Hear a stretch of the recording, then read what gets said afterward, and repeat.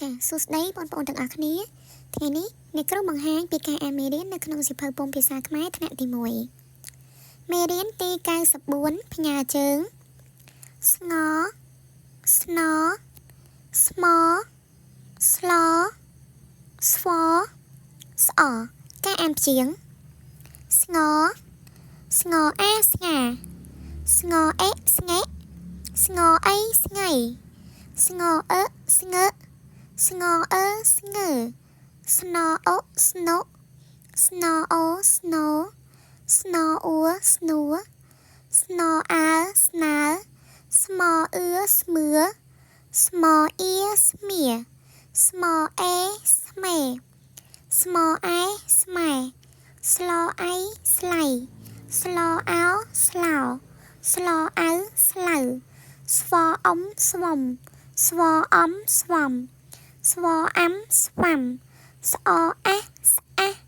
ស្អអូស្អូស្អអេស្អេស្អអស្អការអានពាក្យស្ងអាស្ងាស្ងានឹងតស្ងាតបន្តមួយស្ងាត់ស្ងអ៊ូស្ងួរស្ងួរនឹងតស្ងួតស្នអាស្នាស្នានឹងចស្នាចស្នអេស្នេស្នេនឹងតស្និតស្ននឹងបស្នបបន្តមួយស្នប់ស្មអើស្មើស្មអៅស្មៅស្លអាស្លាស្លអឺស្លើស្លើនឹងកស្លឹកស្វអាស្វាស្វអាស្វាស្វានឹងយកស្វាយស្វអេស្វេស្វេនឹងតស្វិតស្អអាស្អា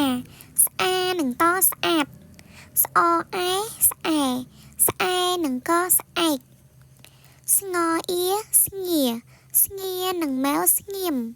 ស្ងអាស្ងាស្ងានឹងតស្ងាតបន្តមួយស្ងាត់ស្ងៀមស្ងាត់ស្នអាស្នាដអៃដៃស្នាដៃស្លអូស្លូស្លូនឹងតស្លូតបអូបូនឹងតបូតស្លូតបូត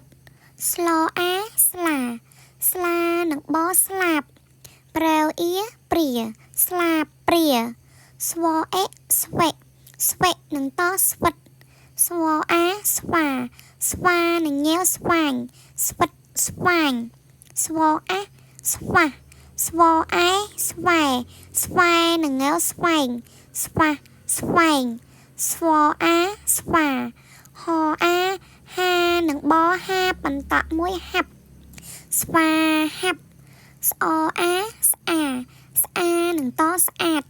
បអាបានឹងតបាតស្អាតបាតការអានល្បះទី1មីងខំបោចស្មៅក្នុងស្រែយ៉ាងស្ងៀមស្ងាត់ល្បះទី2សិស្សល្អមានចិត្តស្លូតបូតស្វាហាប់និងមានស្នាដៃល្អ